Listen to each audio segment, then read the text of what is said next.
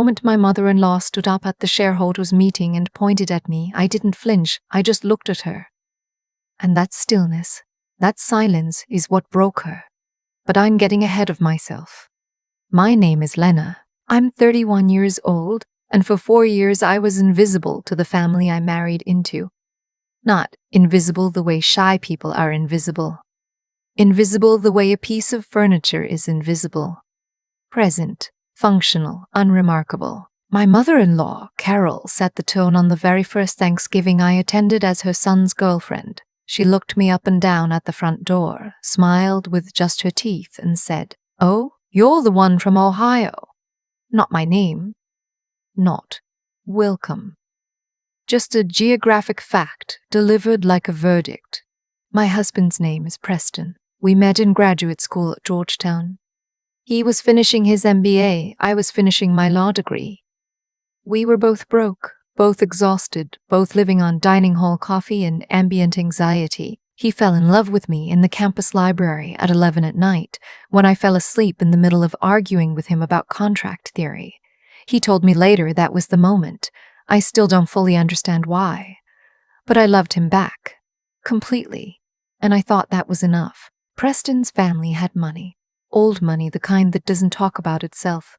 His father, Richard, had built a regional insurance company over 30 years. His mother, Carol, had spent those same 30 years making sure everyone in their orbit knew exactly how far they'd come and exactly how far below them most people remained. They lived in a colonial in Bethesda, Maryland. Membership at 2 clubs, a second home on the Outer Banks. The whole portrait. I came from Dayton. My dad drove a school bus for 22 years. My mom worked in accounts receivable at a hospital. They were the most honest, steady, loving people I have ever known, and Carol could not have made her feelings about them more clear if she'd had them printed on a banner. She never said anything directly. That was the thing. She was too careful for that. It was always the pause before she repeated something I'd said, as if she needed a moment to process the accent. The way she'd ask Preston, within my earshot, if I was adjusting well to DC. The Christmas she bought me a cookbook for beginners and handed it to me in front of the whole family with a smile that said she was doing me a favor. Preston saw it. He wasn't oblivious, but she was his mother, and she had a gift for making conflict feel like overreaction, so I learned to breathe through it. I told myself it didn't matter.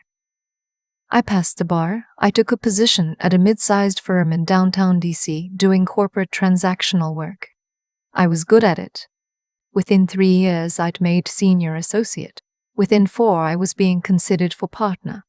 None of that registered to Carol as real. She referred to my job at family dinners as Lena's work thing. Once, in front of her book club, she introduced me as Preston's wife and then added, with a little laugh, "She does something with contracts." I smiled. I always smiled. I had learned early that my anger was a weapon she could use against me, but my composure was a wall she couldn't scale. Then Richard had his first heart attack. It was minor, as heart attacks go.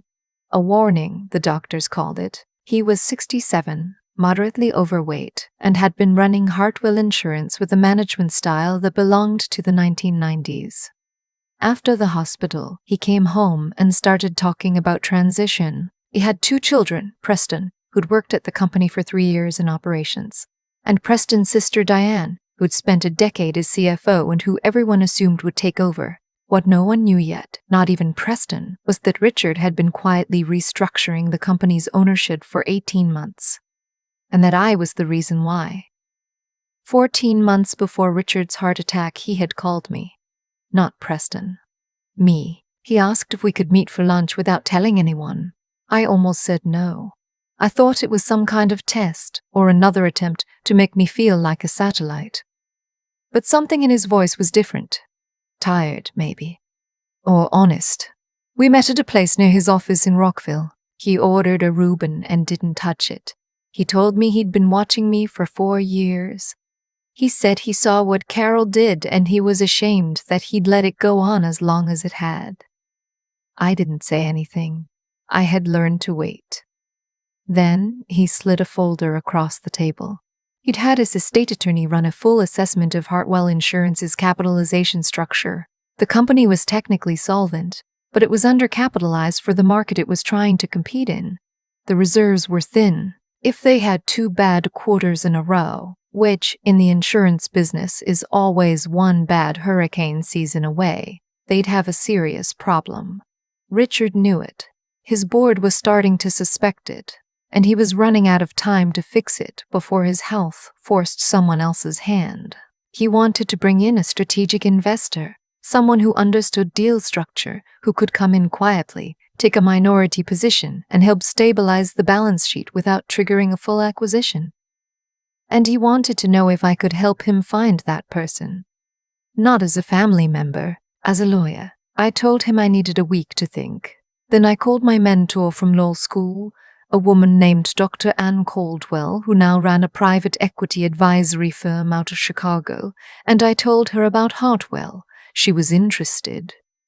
We spent 3 months working through the structure. I negotiated the term sheet myself on behalf of Ann's fund. When the deal closed, Ann's fund held a 19% stake in Hartwell Insurance, enough to matter but not enough to threaten control. And Richard, quietly and without telling Carol, had put my name in writing as the deal's originating counsel. More than that. As part of the arrangement, Richard had amended his estate documents. If anything happened to him before a formal succession plan was in place, a neutral trustee would step in to manage his voting shares. That trustee was Dr. Caldwell, and I was listed as her co-trustee and legal advisor. He told me on the day we finalized everything that he'd done it because he trusted me more than he trusted his own instincts at that point. He said, "Carol is going to be angry for a while, but she'll understand eventually." I nodded. I didn't tell him that Carol had never understood anything she didn't choose to understand. But I kept the documents. I kept my retainer agreement with the estate, and I kept my mouth shut. Richard died 7 months after his heart attack, another cardiac event, this one at his desk on a Tuesday afternoon. Preston called me from the hospital and I drove there and held his hand in the waiting room for 6 hours and didn't say a single word about any of what I knew. The weeks after the funeral were the hardest I've ever watched Preston navigate. He grieved genuinely and openly, which is one of the things I love most about him. Carol, in the meantime, was already moving. By the 2nd week, she had pulled Diane aside for daily conversations that stopped when I entered the room. By the 3rd week, she had a list of board members she was contacting personally. She wanted Diane installed as CEO before the formal estate process was complete. She wanted it done fast, before the trustee arrangement Richard had set up could interfere. She didn't know what that arrangement was. Richard had never told her. The board meeting was scheduled for a Thursday morning in early March. The conference room at Hartwell's headquarters was on the 4th floor of a building in Rockville. Glass walls, a long mahogany table, the kind of room that's designed to make you feel like decisions matter. Carol had arranged for Diane's installation to be the first agenda item. She'd sent a note to the board members the previous week that described it as a smooth transition in keeping with Richard's wishes. I drove myself. I wore the navy suit I'd bought for a closing argument 2 years earlier. I brought one folder. Carol was already seated when I arrived. She looked up, and I watched the calculation move across her face. "Why is Lena here? This is a board meeting." And then she smiled the smile. "Sweetheart," she said, "this is a business meeting. You probably got the invite by mistake." I sat down at the table. "I didn't," I said. She blinked. Preston was beside me, and I could feel him go still. He hadn't known exactly why I'd asked him to drive with me that morning. I'd just said I needed him there. He'd trusted me. That's the kind of man he is. The board members filed in. Dr. The Pile, Caldwell came in last, and she sat at the head of the table where Richard used to sit, and she put her own folder down and the room shifted in a way I felt in my sternum. Carol looked at Dr. Caldwell. "I'm sorry, I don't believe we've met. Are you one of Richard's attorneys?" "Dr. Sustein?" Caldwell looked at her with the particular patience of a woman who has been underestimated in conference rooms for 40 years. My name is Anne Caldwell. I'm the acting trustee of Richard Hartwell's voting shares per the estate documents he filed 14 months ago. And this is my co-trustee and the originating counsel on the Anne Caldwell Fund's investment in Hartwell Insurance. She nodded toward me. I believe you know her. I watched Carol's face. It went very still. What investment? She said. Her voice was careful, controlled, but her hands were flat on the table and the flatness looked like effort. I opened my folder. I slid the first document across the table to her, the term sheet from the investment, signed by Richard and countersigned by Dr. Caldwell's fund 14 months prior. Then the amended estate filing showing the trustee designation. Then my retainer letter on Hartwell estate letterhead with Richard's signature at the bottom. 19% of Hartwell Insurance is currently held by the Caldwell Fund, I said. Richard brought the investment in to stabilize the company's reserve position. He structured it with a co-trustee arrangement specifically to ensure continuity of oversight during a transition. That transition is now. I let that land. Any CEO appointment needs the trustee's approval under the terms of the estate filing. Dr. Caldwell and I reviewed Diane's qualifications last week. Diane, who was sitting across from me, had stopped breathing visibly. And, Carol said, she was looking at me now the way she had never looked at me in 4 years. Not through me. At me. We have questions, I said. That's not what broke her. What broke her was what happened next. One of the board members, a man named Howard who had been with Hartwell for 20 years, leaned forward and said very quietly, Carol, did you know about this investment? She didn't answer because, Howard continued, if Richard structured this 14 months ago and you weren't informed, that's one thing. But if the board wasn't informed either, then we've got a disclosure question to answer before we do anything else today. Carol looked at me, and I genuinely think, it was the first time she understood that the ground had been different than she thought it was, and that I was the one who knew the terrain. I don't understand, she said. Her voice had changed, thinner. Richard wouldn't have done this without telling me. He did, I said. I wasn't unkind about it. I want to be clear about that. I had loved Richard in the way you love a person who sees you when others don't, and I wasn't interested in making Carol feel small, the way she'd made me feel small. He was worried about the company. He wanted to protect it, and protect your family's stake in it. He made some decisions quietly because he didn't want to alarm anyone before the structure was solid. And he told you, she said. He told you and not me. He hired me, I said, professionally, as his lawyer. That was the sentence she couldn't absorb. I could see it happening.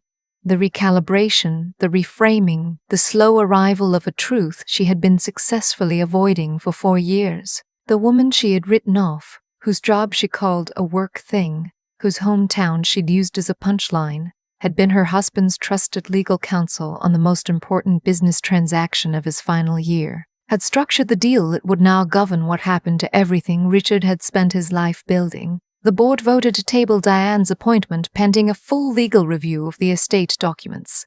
Howard moved for the vote. It passed 7-2. The two were Carol's proxies, family friends she put on the board years ago, and they didn't have enough weight to matter.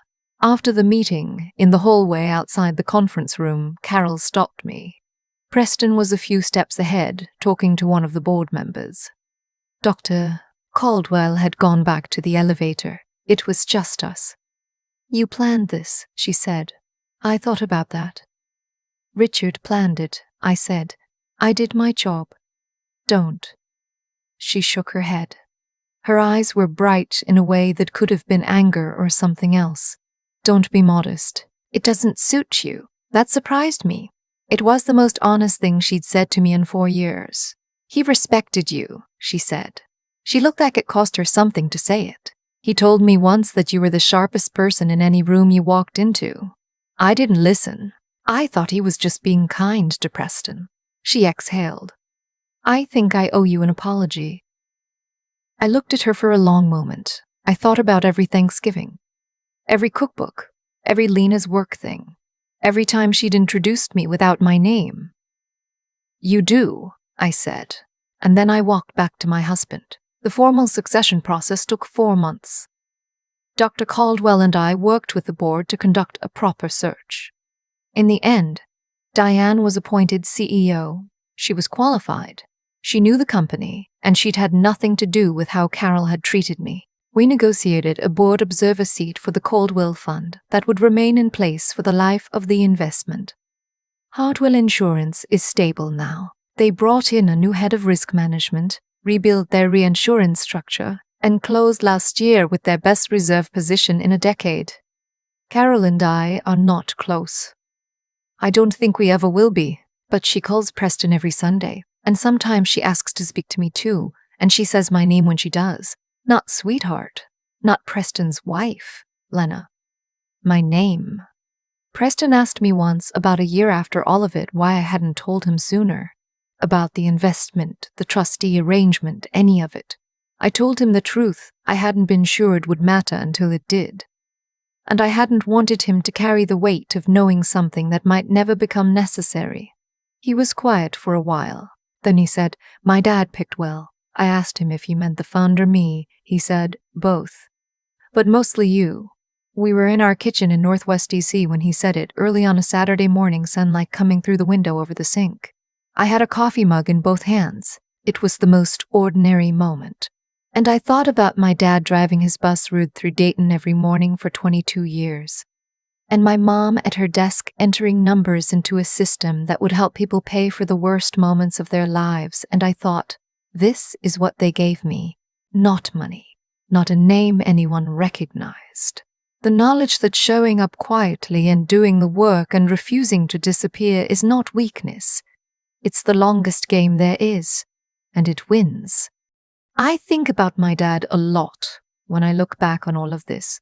Not because he taught me anything about boardrooms or trust structures or reinsurance reserves. He never set foot in a room like that in his life, but he showed up every single morning at 4:30 and drove the same route through the same streets, and did it with the same steadiness for 22 years. And I never once heard him say the work was beneath him. That's the thing Carol could never have understood about me, because she never bothered to look. She saw where I came from and decided she already knew what I was. That kind of dismissal has a cost. Not to the person being dismissed, at least not in the long run. The cost lands on the one doing the dismissing because they stopped seeing clearly. Carol spent 4 years looking past me, and in those 4 years I was sitting across the table from her husband, earning his trust, doing work that would determine what happened to everything he built. She didn't know because she hadn't thought to ask. She had already decided I wasn't worth the question. What Richard saw, and what Carol eventually had to reckon with, wasn't anything extraordinary about me. It was just that I showed up and did the work honestly. I didn't cut corners on his deal structure to make it close faster. I didn't tell him what he wanted to hear about the company's position. When I found problems in the capitalization model, I said so. Even when it complicated the timeline. That's just integrity, the plain kind, the kind my parents modeled without ever naming it. You do the job right because the job matters to the people depending on it. Richard was depending on it. So I did it right. And the intelligence part. I want to be careful here because I think people misunderstand what that word means in practice. It's not about being the smartest person in the room. It's about knowing what you don't know and going to find out.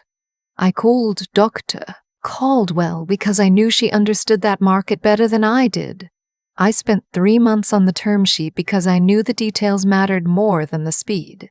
Intelligence, the useful kind, is mostly just paying attention and refusing to pretend you have answers you don't have. What carried me through the years of being invisible, though, the Thanksgivings, the cookbooks, the Lena's work thing, was something quieter than either of those. It was the decision, made and remade every single time, not to disappear, not to shrink, not to let someone else's ceiling become my floor. That takes a particular kind of endurance that has nothing to do with toughness or ego. It's more like faith in the long game. The belief that if you keep doing the work and keep telling the truth and keep refusing to be erased, eventually the room catches up to who you actually are. Carol said I didn't suit modesty. I think she was wrong. But I understood what she meant. She had finally seen me, and what she saw was someone who had been there the whole time. That's the part that stays with me. Not the boardroom. Not the documents sliding across the table. The fact that I never stopped being there. And that turned out to be enough.